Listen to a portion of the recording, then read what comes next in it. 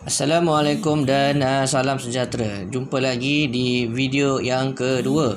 So, video kedua ni adalah sambungan daripada Excel sheet yang kita telah belajar tadi untuk intro.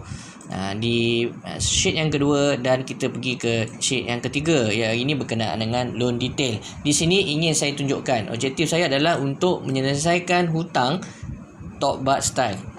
Apa cara yang saya tunjukkan ini adalah cara yang saya buat dan saya tunjukkan kepada tuan-tuan agar ini boleh dimanfaatkan. Okey, bagaimana cara ini dibuat adalah macam mana style yang top bar style ni adalah simple saja. Yang pertama, di sini kita telah senaraikan ke semua hutang-hutang kita tadi.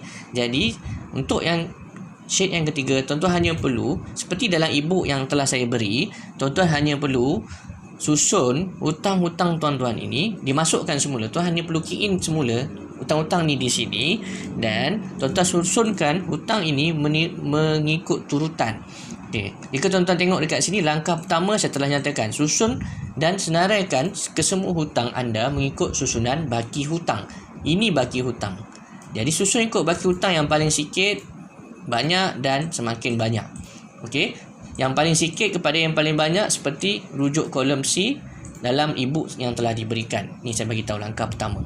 Langkah kedua, sila masukkan jumlah insentif bantuan kewangan lain yang diterima dalam kolom WXYZ. Maksudnya di sini WXYZ. Jika dalam kolom ni tuan-tuan ada dapat kelebihan macam boleh pengeluaran KWSP sebanyak 500 bulan, ataupun tuan dapat bantuan BPN sebanyak 1,000 bagi pendapatan M20, B40, M40 seperti yang telah diberikan tu. Jika tuan-tuan dapat kelebihan-kelebihan tu, maka tuan-tuan nyatakan kat sini, masukkan numbers. Ini yang nilai yang tuan-tuan kena masukkan. Jika tuan-tuan ada macam kes Mustaqim ni, dia ada 6 bulan sewaan. Jadi penyewa dia tidak bermasalah walaupun berlaku PKP ini, penyewa dia tetap membayar sewaan. Jadi jangan ambil duit sewaan tu, disiplinkan macam biasa, masukkan 6 bulan sewaan tu dikumpulkan, maka kita lihat dekat sini 6 bulan sewaan Mustaqim sebulan adalah 700.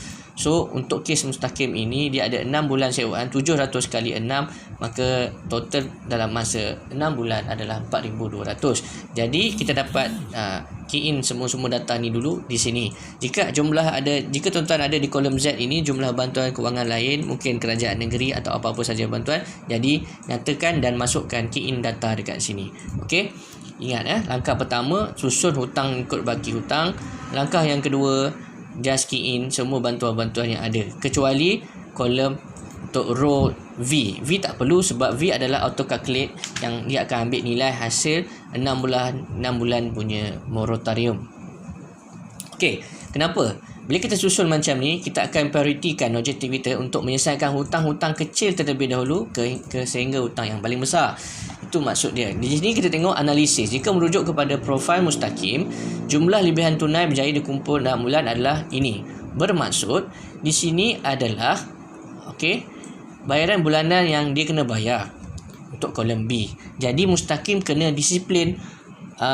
Selalunya nilai-nilai duit di Water 50, PTPTN semua ni kita kena bayar dekat agensi-agensi tersebut, tetapi disebabkan oleh moratorium yang diberikan oleh kerajaan, maka tak perlu bayar kepada bank, tetapi kita kena maintain, kita kena kekalkan disiplin menyimpan ataupun bayar yang sama, cuma tidak perlu bayar kepada bank tersebut. Jadi asingkan jumlah bayaran bulanan yang memang kita disiplin bayar setiap bulan ini, kita dah terbiasa bayar, jadi kita juga asingkan duit ni siap-siap supaya kita tak nak pakai.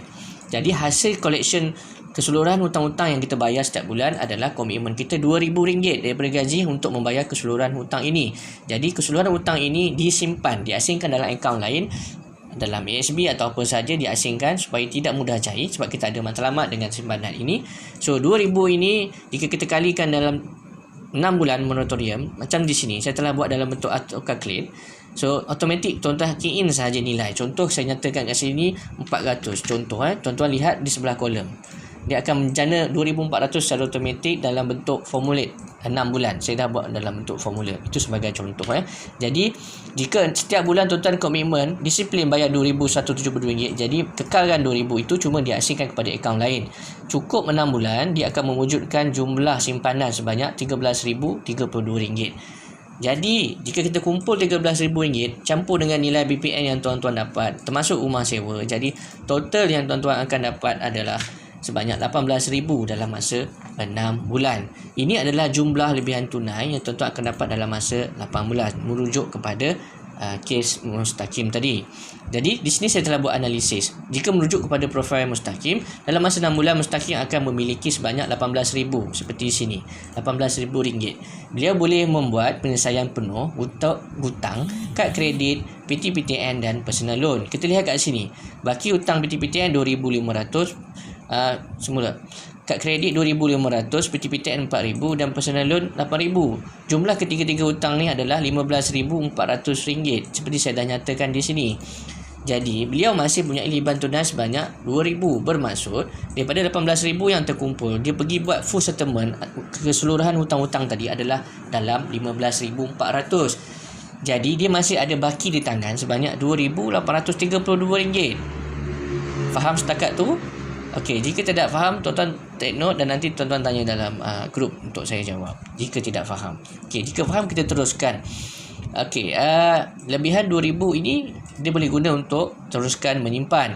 Jadi, apa yang bagus dekat sini? Apabila ketiga-tiga hutang ni telah selesai, kelebihan beliau adalah berjaya selesaikan hutang hanya dalam masa 6 bulan.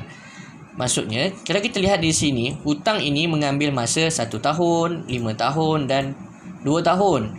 Paling lama 5 tahun lah. Yang paling singkat adalah 1 tahun untuk menyelesaikan kesemua hutang ni.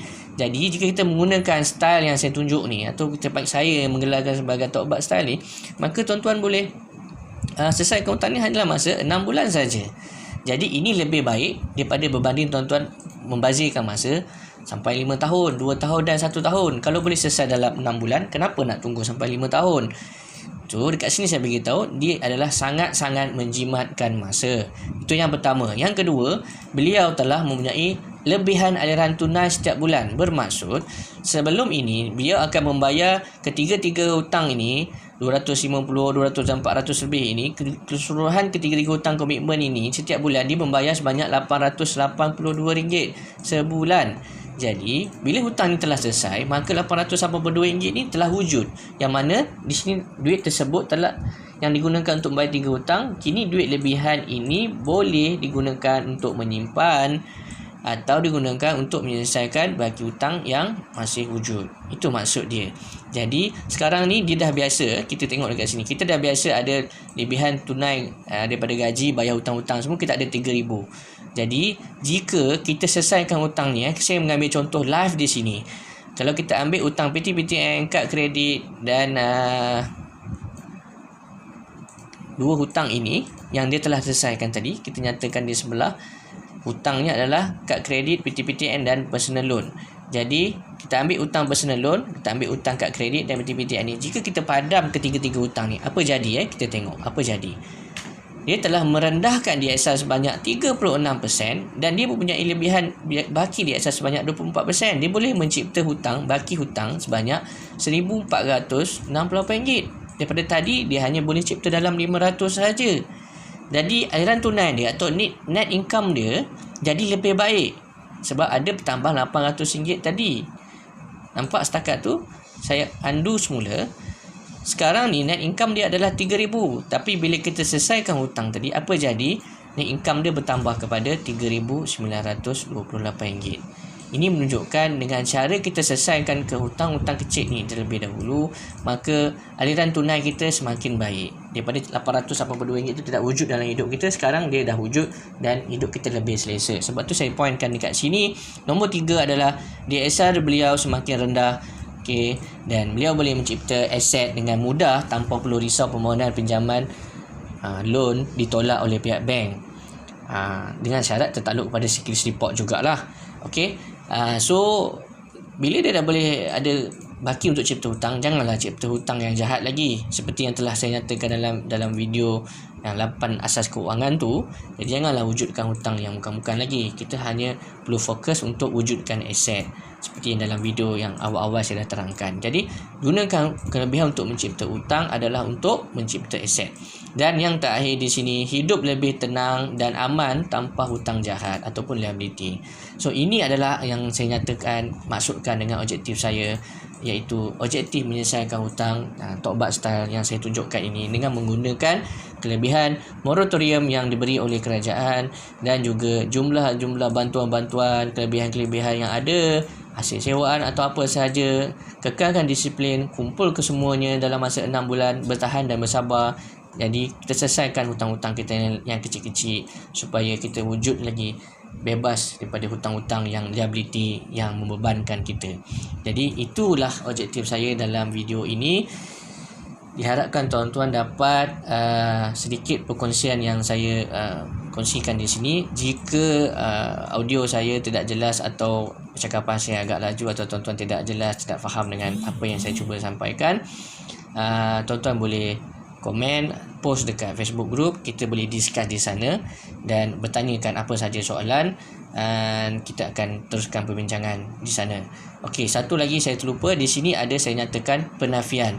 Kadar bayaran penuh hutang ataupun full settlement mungkin berbeza kerana terdapat diskaun dan penolakan kadar interest berbeza-beza mengikut bank.